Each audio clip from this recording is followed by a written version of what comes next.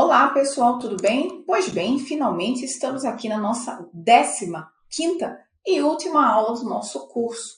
Hoje veremos algumas informações importantes, terminaremos o crédito tributário, veremos algumas informações importantes no que diz respeito à administração tributária, bem como as regrinhas criadas pela Emenda Constitucional 132 de 2023, no que diz respeito aos as novas espécies tributárias, o imposto sobre bens e serviços, a contribuição da mesma forma, bem como o imposto seletivo, IPVA e ITCMD, que foram os mais realmente alcançados pela Emenda Constitucional 132 de 2023.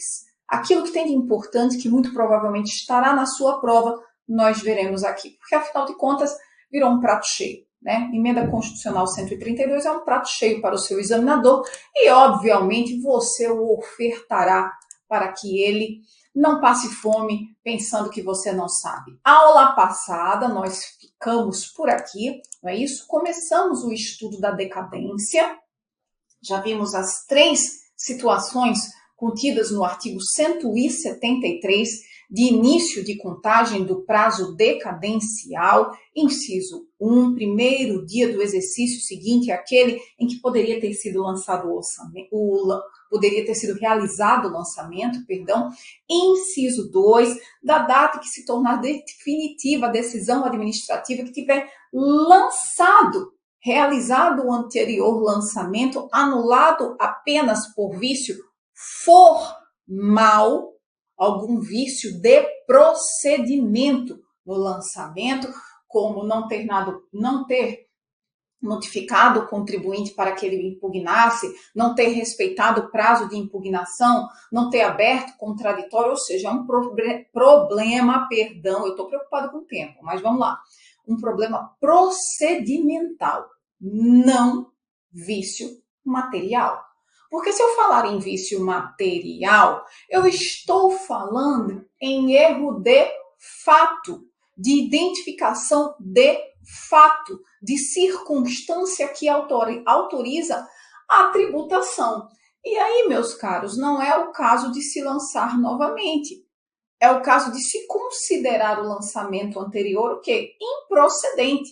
Razão tinha o contribuinte. Olha, isso daqui não é hipótese de incidência tributária.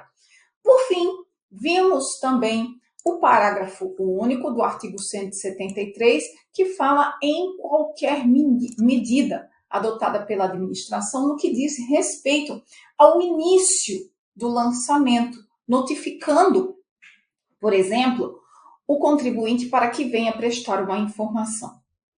Visto isso, creio que paramos exatamente aqui. Comecei a falar com os senhores do artigo 150, parágrafo 4º do Código Tributário Nacional, que traz uma regra específica no que diz respeito ao prazo para a Fazenda constituir o seu crédito tributário no que diz respeito ao lançamento por homologação. Aqui é o único prazo que conta, que está fora do 173, primeira informação está fora do 173 do Código Tributário Nacional, e não conta do primeiro dia do exercício seguinte, aquele que o crédito poderia ter sido constituído, Não conta da decisão anulatória em face de vício formal e também não conta em face da notificação realizada, qualquer ato, qualquer medida da Fazenda Pública para realizar o lançamento. Aqui, observem todas essas 3 situações que eu acabei de falar para vocês, não é isso? Eu estou falando de situações em que o início da contagem é diferente da ocorrência do dia em que ocorreu o fato gerador. É sempre posterior ao fato gerador. Mas no artigo 150, parágrafo 4º, eu tenho uma situação em que o meu prazo decadencial, ele se inicia exatamente com a data da ocorrência do fato gerador. Que situação é essa? Lançamento por homologação ou autolançamento. Ué, Aline, mas não tem uma jurisprudência aí do STJ que diz que, uma vez declarado, né, pelo contribuinte, está constituído no autolançamento, no lançamento por homologação, declarado, e aqui a gente só vai reservar essa informação por enquanto, declarado pelo contribuinte, o lançamento realizado, o autolançamento, feito o autolançamento, está constituído o crédito tributário?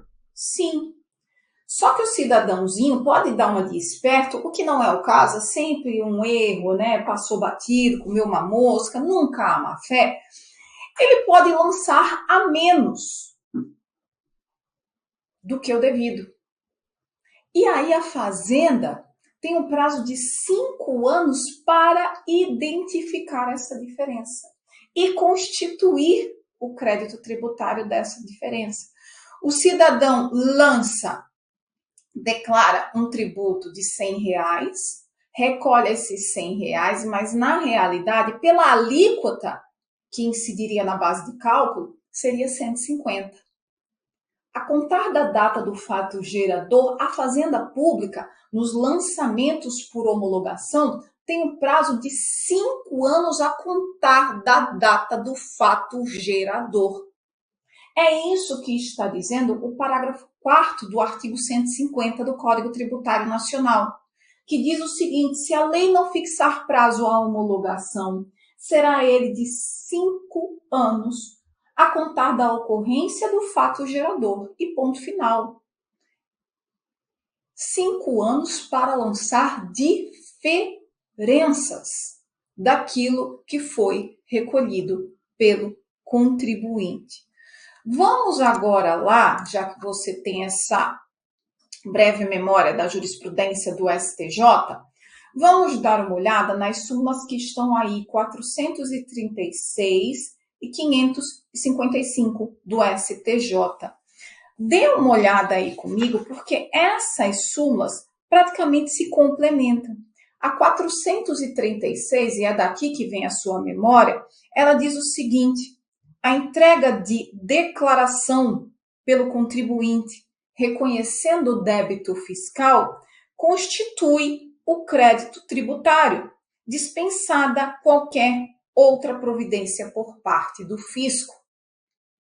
Essa súmula se refere ao lançamento, exatamente o lançamento por homologação.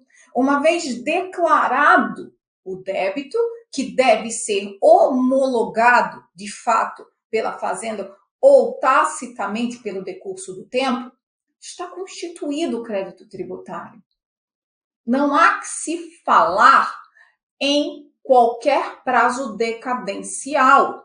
E uma vez constituído o crédito tributário, a gente vai falar depois de que? Prazo prescricional. 555 diz o seguinte: quando não houver declaração do débito, o prazo decadencial quinquenal para o fisco constituir o crédito tributário conta-se exclusivamente na forma do artigo 173.1 do Código Tributário Nacional, que é a regra geral para a contagem do prazo decadencial, nos casos em que a legislação atribui ao sujeito passivo o dever de antecipar o pagamento sem prévio exame da autoridade administrativa. Do que estamos aqui a falar exatamente do lançamento por homologação. Qual é a história? Observem, a súmula 436, como é óbvio, é anterior à súmula 555. Alguns contribuintes, jamais na maldade, né, porque nós temos que presumir a boa-fé das pessoas, jamais na maldade, tendo em vista o teor da súmula 436 do STJ, percebendo que eles declaravam, mas não pagavam o tributo. Veja como que é. Declara, mas não paga. E depois vinha alegar decadência. E aí o STJ não engoliu e falou: não, quando você declarou, você constituiu o crédito tributário. E aqui eu não tenho mais que falar, ainda que você não tenha pago. E aqui eu não tenho mais que falar em prazo decadencial, mas em prescricional. E daí nasceu a súmula 436, dizendo que, olha, uma vez declarado, crédito tributário constituído, nem venha com esse papo de decadência. E aí o que a turma começou a fazer? Além de não pagar, não declarar, para não constituir o crédito tributário, na esperança de quê? Na esperança de que se passassem 5 anos, chegasse na justiça e falasse, olha, eu não declarei, então não é o caso da súmula 436. Eu nem paguei e eu nem declarei. E aí o STJ, percebendo a desatenção do sujeito passivo, nunca má fé, percebendo a desatenção, falou, olha, nessas situações em que cabia ao senhor não apenas pagar, mas declarar, realizar o autolançamento, o lançamento por homologação, se você não faz nada, eu vou para a regra do 173, inciso 1, que é a regra geral do prazo decadencial. Nesse caso aqui, vai se aplicar o primeiro dia do exercício seguinte, aquele em que o crédito tributário poderia ter sido constituído, que ele poderia ter sido lançado pelo senhor. O senhor devia ter lançado no ano de 2024? Pois bem, o senhor não lançou, cabia ao senhor, né? Porque o senhor esqueceu. Não vai contar do fato gerador 5 anos nessa situação de autolançamento. Como você não declarou, e se não declarou, muito menos pagou, a gente vai para o 173, inciso 1 do Código Tributário Nacional. E aí o prazo começa em 1º de janeiro de 2025. Certo? Pois bem, súmulas 446 e 622. Deem uma olhada aí comigo também, porque é disso que fala. 446 diz que declarado e não pago o débito tributário pelo contribuinte, é legítima recusa de expedição de certidão negativa ou positiva com efeito negativo. Súmula 622, um pouquinho mais novinha, diz que a notificação do auto de infração faz cessar a contagem da decadência para a constituição do crédito tributário, exaurida a instância administrativa com o decurso do prazo para impugnação ou com a notificação de seu julgamento definitivo e esgotado o prazo concedido para a administração para o pagamento voluntário, inicia-se o prazo prescricional para a cobrança judicial, ou seja, notificado o contribuinte do lançamento, dá-se por perfeita e acabada a constituição do crédito tributário, não havendo mais que se falar do que? De prazo decadencial. E a 446 tranquilaça, né? Que fala exatamente da questão das certidões negativas. Por fim, para que não percamos a informação, quando eu falo no 150, parágrafo 4º do CTN, a contar do fato gerador, que o meu prazo será de 5 anos a contar do fato gerador no lançamento por homologação, tem que haver pagamento. Tem que haver pagamento, ainda que a menor, ainda para que a fazenda perca o seu prazo. Súmula vinculante 8, o artigo 45 da Lei 8.212 de 91, que trata das contribuições voltadas para a Seguridade Social, é isso? Ela dizia porque inclusive não é só mais a questão da súmula vinculante 8, o dispositivo foi realmente revogado. O dispositivo, melhor falando, dizia que o prazo decadencial para a constituição do crédito tributário nessa situação aí de contribuições para a Seguridade Social seria de 10 anos. Isso foi declarado inconstitucional, tendo em vista o artigo 146.3 da Constituição, que exige a edição de lei complementar para tratar de prescrição.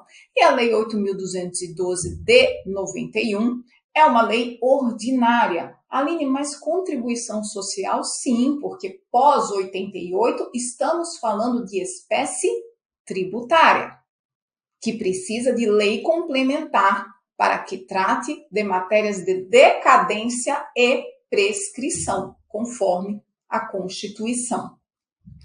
Já que estamos aqui, vamos dar uma olhada na súmula vinculante 8, para que não percamos a viagem e tenhamos a oportunidade de resguardar, memorizar o seu conteúdo.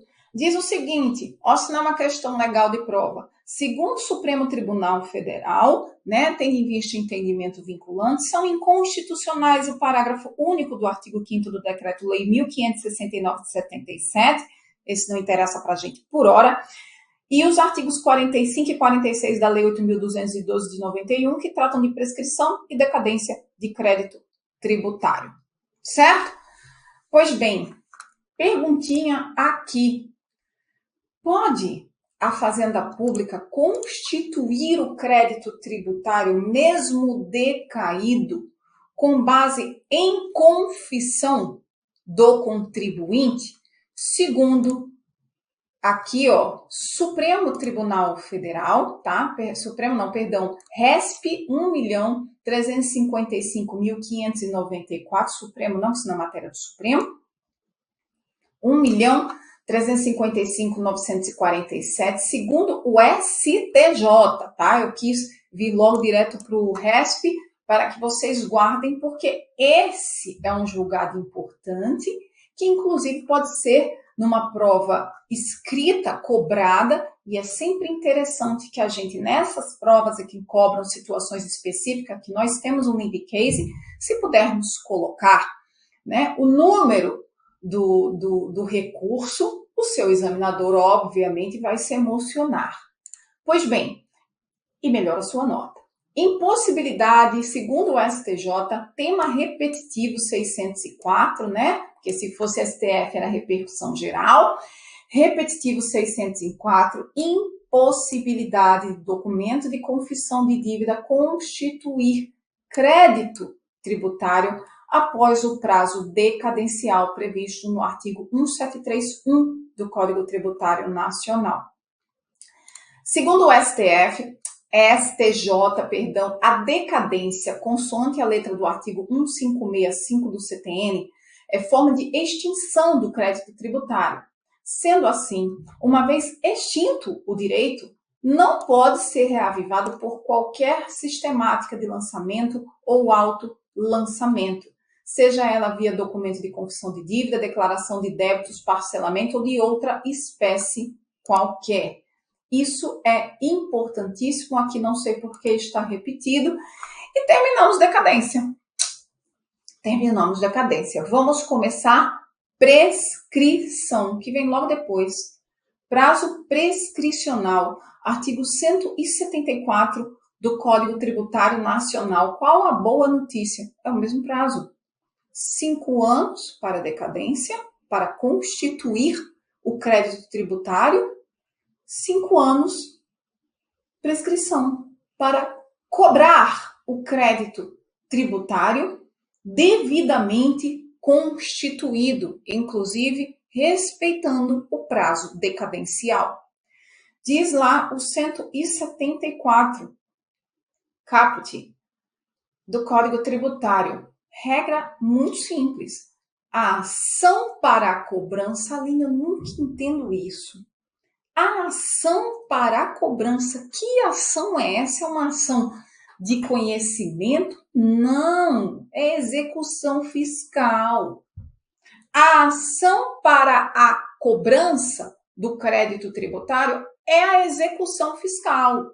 Então, a ação para a cobrança do crédito tributário, ou seja, a execução fiscal, prescreve em 5 anos contados da data da sua constituição definitiva.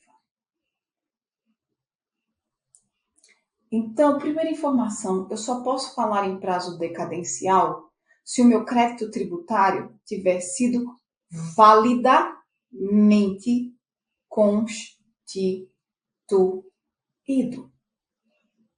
Uma vez ocorrido isso, aí sim se inicia o meu prazo prescricional. Uma vez constituído definitivamente e legalmente o crédito tributário, 5 anos, Fazenda, se mexe para cobrar esse cidadão. 5 anos contados da sua constituição definitiva. E olha que legal é a prescrição. O meu prazo de início, 5 anos da data, constituição definitiva do crédito tributário, acabou. Esse é meu marco de deflagração do prazo prescricional para a execução fiscal. Só constituição definitiva do crédito tributário. E é isso. E ponto. E 5 anos. Constituição definitiva, 1º de janeiro. Não, que dia é hoje? Sei lá que dia é hoje, mas vamos botar o dia do meu aniversário. 1º de junho de 2026. Não estamos em 26, 24, primeiro, tô desorientada. Primeiro, tô vendo o tempo, tô ficando nervosa. 1º de janeiro, 1º de junho de 2024, minha gente. 5 anos. Quando é que acaba? 31 de maio de 2029. 5 anos encerrou o papo. A contar da constituição definitiva do crédito tributário, a Fazenda Pública tem 5 anos para exercer o seu direito de ação, executando o cidadãozinho que deve. Parágrafo único. Eu tenho as causas do artigo 174. Eu tenho as causas de interrupção do prazo prescricional. Estão aí em 4 incisos. 1. A prescrição se interrompe. 1. Pelo despacho do juiz que ordenar a citação em execução fiscal. Hoje em dia, despacho. Antigamente era pela citação efetiva e dava muita confusão. Por quê? Porque o Poder Judiciário não só tem uma execução fiscal, não só tem 2, não só tem 3, não só tem 1.000, não só tem 5.000, tem milhares. Então, para citar essa turma era uma dificuldade. E muitas vezes o que acontecia? Prescrito o crédito tributário, prescrevia o crédito tributário. Portanto, o despacho é quem interrompe. E associando a regra do 240, parágrafo 1º do Código de Processo Civil, novo Código de Processo Civil, que alguns ainda chamam de novo, a interrupção da prescrição ordenada pelo despacho que ordena a citação, ainda que proferida por juiz incompetente, ela retroage à data da propositura da ação. Regra absolutamente compatível, porque estamos falando de processo. Ainda, segundo o STJ, no caso de redirecionamento da execução fiscal, a citação válida da pessoa jurídica tem o condão de interromper também a prescrição contra o sócio responsável pelo débito fiscal. 2. Pelo protesto judicial. Só para dar um esclarecimento maior, porque eu fico preocupada. Em que pese aí o texto ser muito claro, a gente sabe que a Fazenda Pública, no que diz respeito à pessoa jurídica, ela pode redirecionar a execução fiscal para o sócio administrador, o sócio responsável, não é isso? Pois bem, quando houver esse redirecionamento, saiba o senhor também que a citação válida da pessoa jurídica, ela não interrompe apenas o prazo prescricional para a pessoa jurídica, mas também para o sócio administrador. 2. Perdão. Protesto judicial. Não é o protesto extrajudicial. A Fazenda Pública pode protestar extrajudicialmente? Pode. O que vai acontecer? Constituir em mora o sujeito passivo e só e nada mais. E não interrompe a prescrição. O único protesto que interrompe a prescrição realizado pela Fazenda é o judicial. Mas a Fazenda praticamente não se vale desse expediente porque ela ingressa logo com ação de execução fiscal. 3. Qualquer ato judicial que constitua em mora o devedor. Praticamente o protesto judicial está inserido aí no inciso 3, bem como a execução fiscal. Mas o que quis o legislador resguardar é, olha, ainda que não seja execução fiscal, ainda que não seja o protesto judicial, qualquer medida como uma cautelar para assegurar bens, tendo em vista que aquele cidadão parece que está querendo fraudar eventual execução, constitui em mora ao devedor e interrompe o prazo prescricional. Observem, tenham atenção. Inciso 1, 2, 3.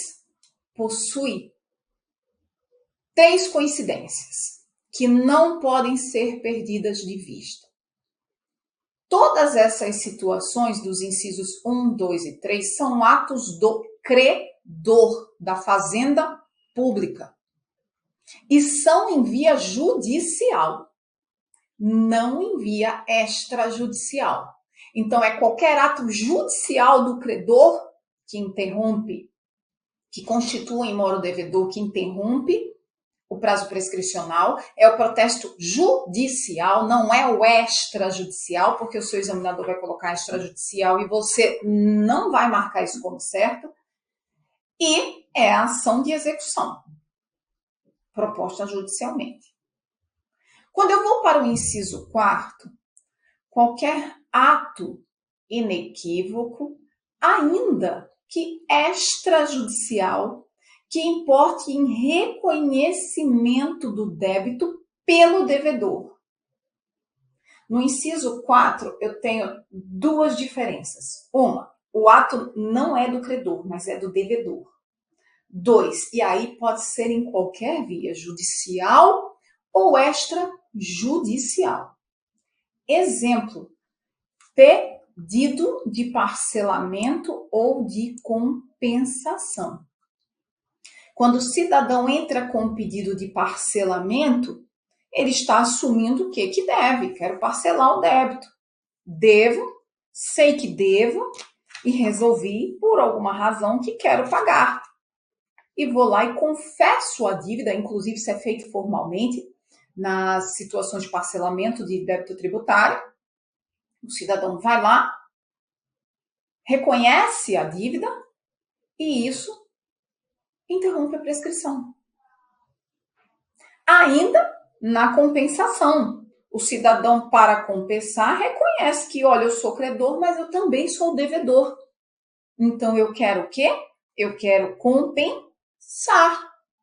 E ao dizer que quer compensar, reconhece também que é devedor. E aí, o que acontece? Interrompe a prescrição. Súmula 625 do STJ, o pedido administrativo de compensação ou de restituição não interrompe o prazo prescricional para a ação de repetição de indébito tributário, de que trata 168 do CTN, nem o da execução de título judicial contra a Fazenda Pública.